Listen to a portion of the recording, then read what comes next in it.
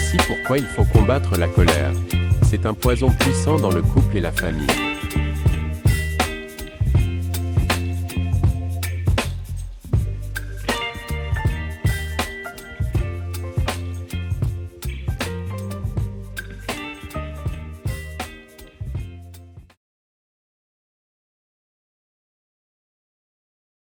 Katia, tu vas voir ça. Aujourd'hui je vais te finir. Avec ce que le féticheur m'a dit de mettre dans ta maison, tu es fini. Il ne te restera plus que tes yeux pour pleurer. Je vais voir comment tu vas encore montrer ton bonheur aux autres. Ah, ça y est. Je suis presque arrivée, voilà la maison de Katia. Je n'aurai qu'à mettre l'objet dans le jardin ni vu ni connu. Oh mais, où est passé le tissu que je devais jeter dans son jardin ? Attends, il était là, dans mon sac. Je ne comprends rien. Mais qui êtes-vous ? Allô ? Allô ? Oui. J'ai perdu le tissu que tu m'as donné. Je ne sais pas.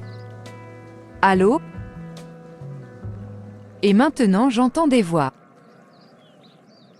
Oui, je suis juste devant la maison. Mais pourquoi j'entends des voix ? J'ai l'impression qu'il y a des gens à côté de moi. Qu'est-ce que c'est que ça ? Tu as intérêt à retrouver ce fétiche. Le sort qui est à l'intérieur ainsi que l'esprit qui l'accompagne est très fort. Si tu n'amènes pas le fétiche à sa destination, c'est-à-dire la maison de ta copine, ce sera catastrophique pour toi. Et pour moi par la même occasion. Alors retrouve-le. Et gare à toi si tu veux me doubler. C'est toi qui es venu me voir. Alors remplis ta part du contrat. Sinon tu vas voir. Mais il a disparu.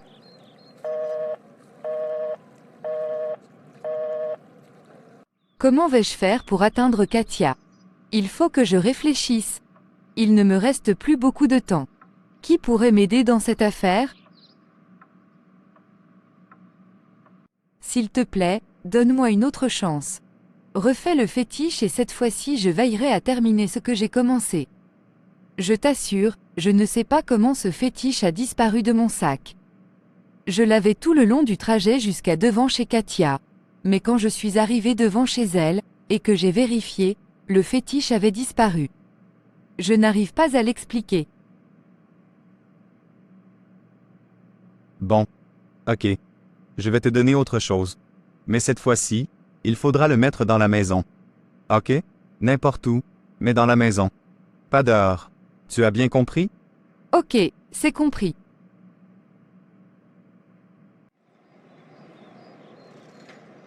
Je ne dois surtout pas perdre de temps et rapidement jeter ce fétiche chez Katia.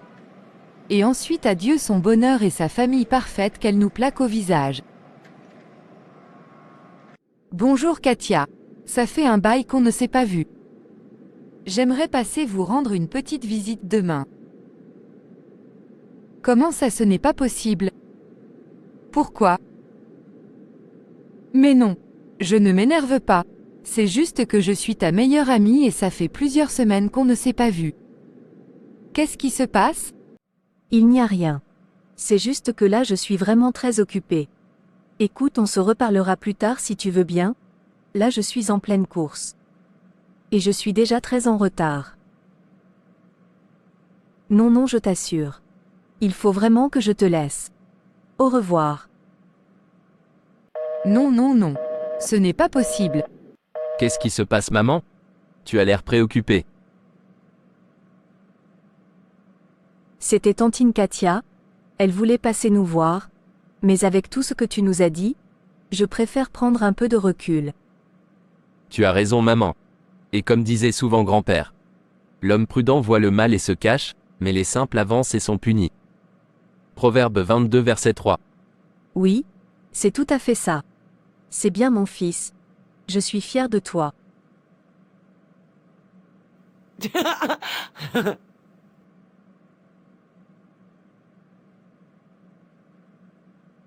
Allô ma copine ? Tu devais me rappeler pour qu'on se voie, mais je n'ai toujours pas de tes nouvelles. Enfin, ce n'est pas grave. J'ai préparé ton plat préféré. Je peux te l'apporter là tout de suite. Il est encore tout chaud. Qu'est-ce que tu en dis ? Ah bon ? Ok. À quoi elle joue là? Elle croit que je n'ai que ça à faire? Depuis quand elle refuse que je ramène un plat? Mais attends, c'est la première fois qu'elle refuse que je ramène un plat chez elle. Surtout son plat préféré. C'est bizarre. On dirait qu'elle se méfie de moi. J'ai l'impression qu'elle m'évite. Est-ce qu'elle aurait deviné quelque chose? C'est vraiment bizarre. Ce n'est pas grave. Je sais ce que je vais faire. Elle doit se douter de quelque chose. Ce n'est pas possible autrement. Mais j'ai une autre idée. Oui, je suis déterminée à la détruire.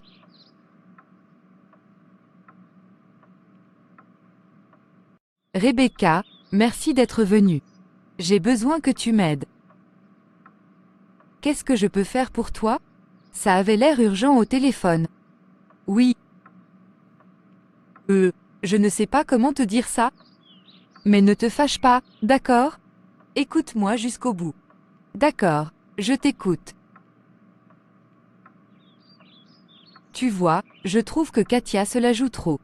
Elle se croit supérieure à nous toutes. Toujours à se pavaner, à organiser des fêtes pour montrer que tout lui réussit. Et je pense qu'on devrait lui donner une bonne leçon. Lui faire passer l'envie de se croire au-dessus de tout le monde. Et comment comptes-tu faire ça? Je suis allée chercher un fétiche, et je dois le mettre dans sa maison. Mais le problème est que j'ai l'impression qu'elle se doute de quelque chose. Chaque fois que je lui propose qu'on se voie, elle trouve toujours une raison pour l'éviter. Ah oui? Et pourquoi tu as pensé à moi pour ça? Je t'ai bien observé, Rebecca. Du groupe, tu es la plus silencieuse, je pense que tu sauras garder mon secret. Et ça sera désormais notre secret. Et puis je sais bien que tu galères aussi dans ta vie. Alors ça ne pourra que te faire du bien, comme à moi de voir cette fille souffrir. On n'a qu'à tous souffrir. Il n'y a pas de raison qu'il n'y ait que nous pour galérer dans la vie. Qui t'a dit que je galère dans la vie? Comment es-tu arrivé à cette conclusion? Tu ne connais pas ma vie. Justement, tu ne montres jamais rien, tu ne parles jamais de toi. Je suis sûre que c'est parce que tu n'as rien à montrer. Tu n'as rien. Je n'ai peut-être rien, mais je ne suis pas comme toi.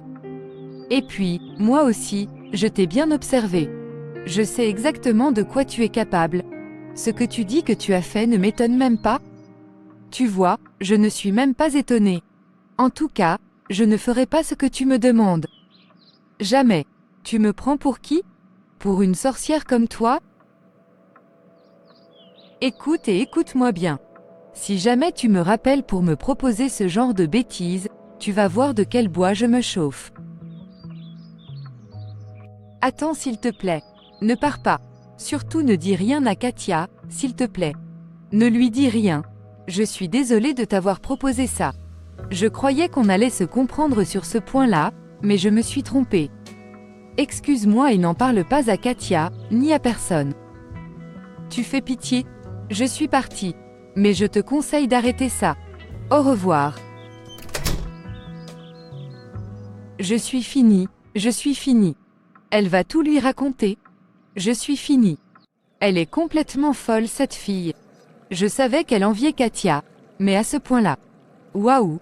D'ailleurs il faut que je la prévienne. Allô Katia? Il faut que je te parle. C'est urgent. Seigneur Dieu, je remets entre tes mains toute ma famille. Je remets entre tes mains chaque objet de cette maison. Purifie-nous et purifie tout ce que nous touchons, tout ce que nous mangeons. Seigneur, souviens-toi de tous ceux qui ne te connaissent pas, tous ceux qui cherchent ta face, tous ceux qui souffrent dans leur corps et spirituellement. Merci Seigneur. Bonjour, Madame Katia. Oui, je suis l'officier Adara. Vous devez venir à l'hôpital du centre tout de suite. Non, je ne peux rien vous dire au téléphone. S'il vous plaît, venez, nous avons besoin de vous ici. Écoutez, nous avons trouvé le sac de votre fils avec toutes ses affaires. Et à côté de celui-ci, un jeune homme. Il était dans le bus qui a été accidenté ce matin sur la route Est. Vous avez dû voir les informations à la télé. Il n'y a malheureusement que très peu de survivants et ils sont tous dans le coma. Nous avons besoin de vous pour reconnaître le corps de votre fils. Désolé madame. Désolé. Il faut que vous veniez à l'hôpital. Comment? Quoi? Mais qu'est-ce que vous racontez? Non, non, non. Mon fils va bien. Mon fils va bien. Je suis désolée madame. Nous vous attendons. Prenez votre temps.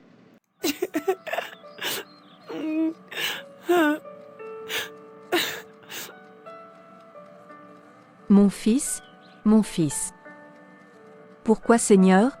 Pourquoi? Il faut que j'appelle mon mari.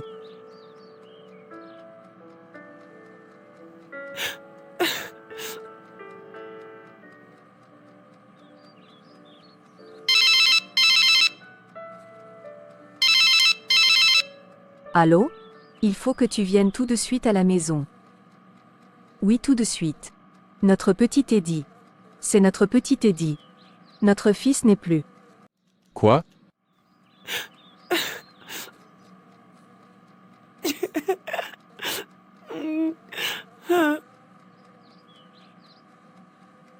Maman? Quoi? Qui es-tu?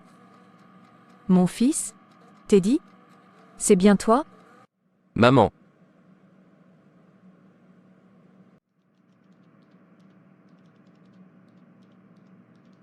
Ça va mieux maman? Tu t'es évanouie. Pourquoi? Oui, ça va mieux mon fils.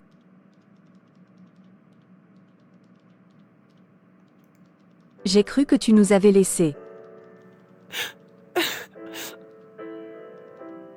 Ne pleure plus maman, je suis là. C'est bien moi devant toi. Comme je te l'ai expliqué, après 2 heures de route dans le car, nous avions fait une pause. J'en ai donc profité pour aller me soulager. Et quand je suis revenu, le car était parti. Il m'avait oublié. J'avais laissé mes affaires dans le car, mais j'avais un peu d'argent en poche. Et c'est ce qui m'a permis de revenir à la maison. Sur le chemin du retour, j'ai appris que le car avait eu un accident. Ça passait sur toutes les chaînes de télé et les radios. Mais je n'avais pas mon téléphone pour vous appeler et vous rassurer, car il était resté dans le car. Mon fils. L'Éternel t'a mis au large, il t'a protégé. Merci mon Dieu. Ce soir, j'ai une pensée pour tous ceux de tes camarades et des passagers de ce car, qui sont en train de se battre pour leur vie. Nous allons prier pour eux. Mais avant, il faut prévenir ton père et ensuite nous irons à l'hôpital pour voir si nous pouvons récupérer tes affaires et ton téléphone.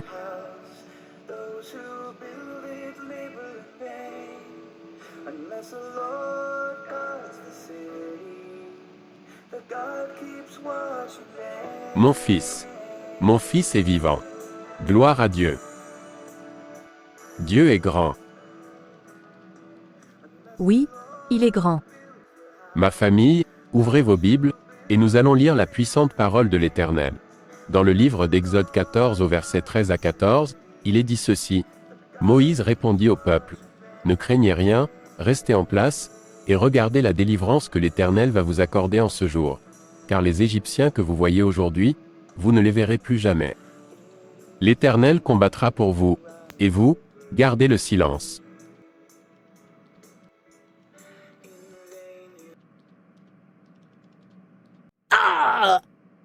Cette Prisca se moque de moi. Elle n'a pas mis l'objet comme je lui avais indiqué. Et elle ne m'a rien dit. Le garçon que je destinais au sacrifice a échappé à l'accident de bus. Nous ne pourrons pas travailler avec son intelligence. Sa fille qui devait disparaître à cause de la maladie que nous lui avions infligée il y a quelques mois, est guérie.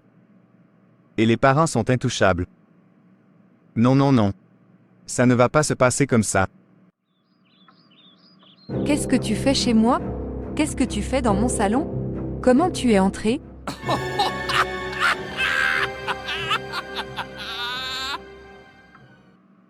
Tu pensais me rouler dans la farine? Tu n'as pas déposé le fétiche comme je te l'avais recommandé. Tu as une fois de plus failli à une simple condition.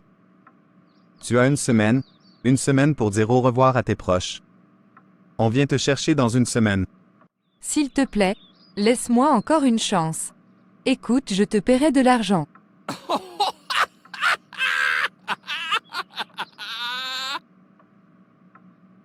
La dette que tu as contractée ne se rembourse que par la vie. Si je n'ai pas celle de ton ami, je dois prendre la tienne.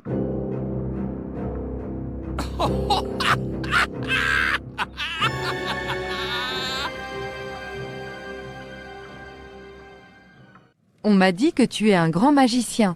Aide-moi.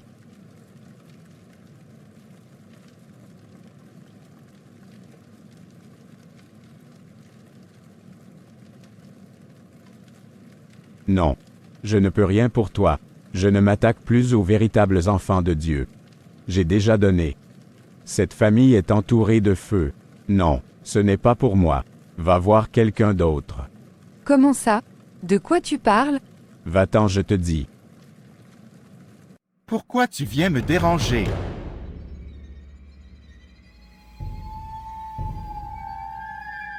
J'ai besoin de toi pour un travail. Je sais déjà ce que tu veux. Je ne te demanderai pas d'argent. Je te demande une seule chose. Reviens me voir ce soir avec l'objet que je t'indiquerai. Ce soir, le travail sera fait.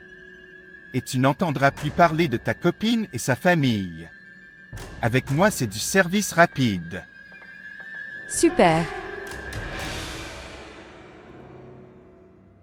Voici ce que tu m'as demandé. Tu peux faire le travail maintenant. Tu peux détruire cette femme, qui se croit supérieure aux autres. Tu peux repartir. Tu verras toi-même les résultats.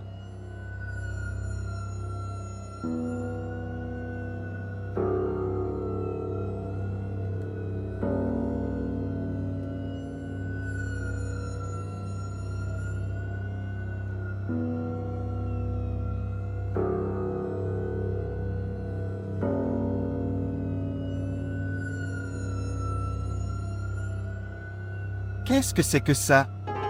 Je veux en avoir le cœur net.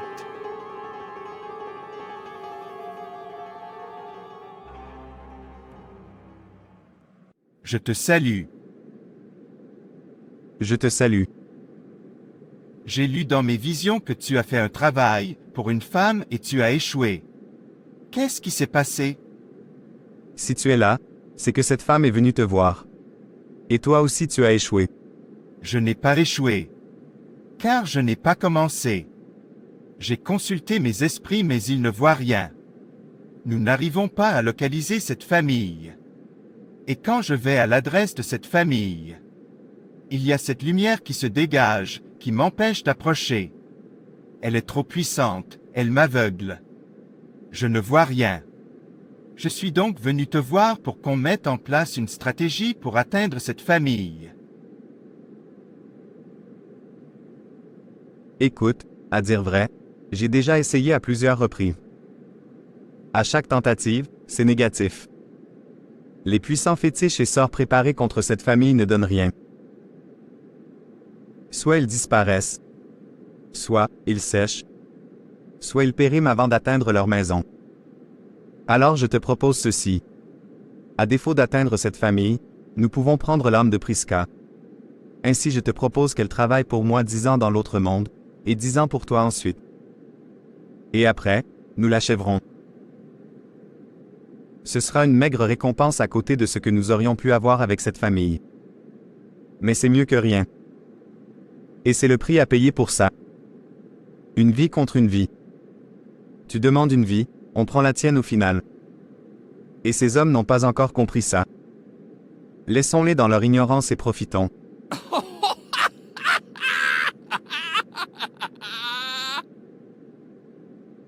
Et oui, ils n'ont pas encore compris qu'il y a toujours un lourd prix à payer quand on fait appel à la magie, aux forces des ténèbres. Je suis d'accord avec ta proposition.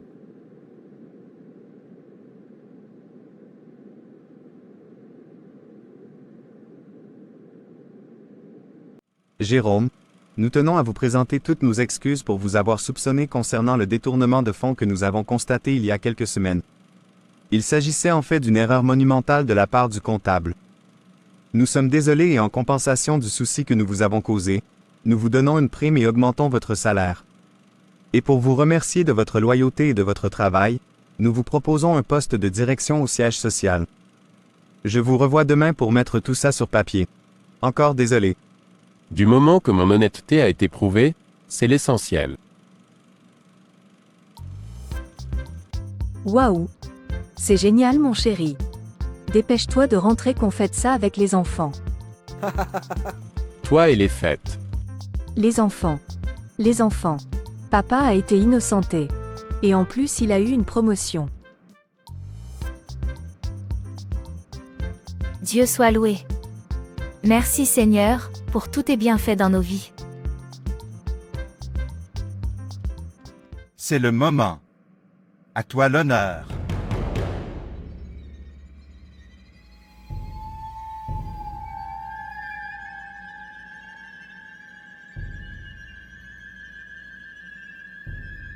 Je vais prendre le menu du jour. J'ai quelque chose à fêter. La fin de mes soucis. Ah ah. Ok. Vous pouvez vous asseoir. On vous apporte ça. Hé, ton heure est arrivée. Suis-nous. Ton heure est arrivée. Suis-nous. Hé, ton heure est arrivée. Suis-nous. Ton heure est arrivée. Et Suis-nous. ton heure est arrivée. Suis-nous. Mais c'est quoi ça? Laissez-moi. Laissez-moi. Mais c'est Priska? Mais elle est complètement folle. Appelez les pompiers. Voilà ce qui se passe quand on planifie de faire du mal à des personnes qui ne nous ont rien fait et qui sont sous la protection de l'Éternel Tout-Puissant. Proverbe 5 versets 21 à 23. Car les voies de l'homme sont devant les yeux de l'Éternel, qui observe tous ses sentiers. Le méchant est pris dans ses propres iniquités, il est saisi par les liens de son péché. Il mourra faute d'instruction, il chancellera par l'excès de sa folie.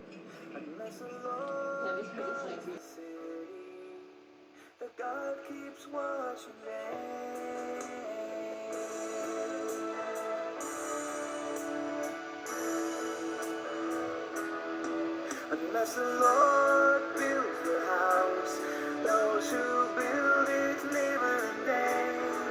Unless the Lord guards the city, but God keeps watch and rain.